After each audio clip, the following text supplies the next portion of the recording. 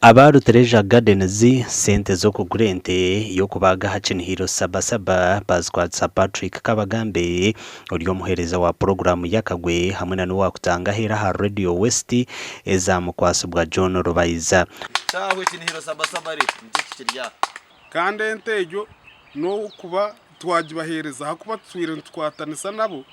okukurakuranisa business zitu kandi aba customer bitu mwije staff na management ya Rutereja Gardens twasagaze kireki kimwe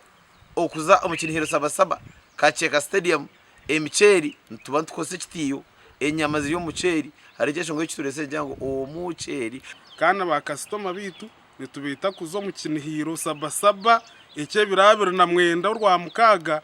kandi kumurazeyo mwarugayo mugaruke kunu ya Rutereja Gardens tushemererwe umuringo nugwe gumwe umuceri oguhirweyo bamwe abahuritiza nagwe gwayacirwa kutwarwa office za Radio West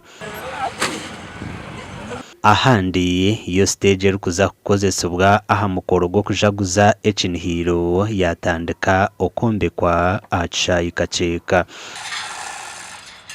stage ne yaba JJ Events okuruga Kampala kandi nubo bakwasibwe omubya sound ngo kumuntu birebe bigende misho stage ya erhonehwa ejina advance team erimeyo swetinga then motoke zindi ziryo muhanda ezikuza kwiza zirebyo no kusingaho bulkheads kuja kwiza zine system music system public address system so turumuntu wombeka abeshongoza butubinire cyo kwansha byona tuyino mweshongoza takakaga mu town age ajya takizere kweshongora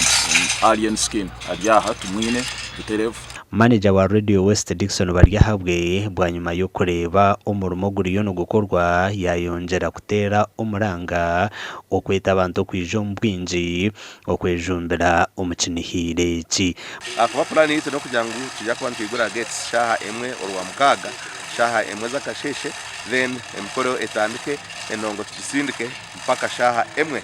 0:30 Sunday TV West na Radio West of course ntwatwatanise turishikuru na shurumuna kandi mukore kuko nabe nabashoborireho twine equipment ebyome byizire bya live broadcast mukora abamwe barabe bari muka tuza kuba ntubarozaho kashe turi kuboreka live kire kigende mu misho ko kamwije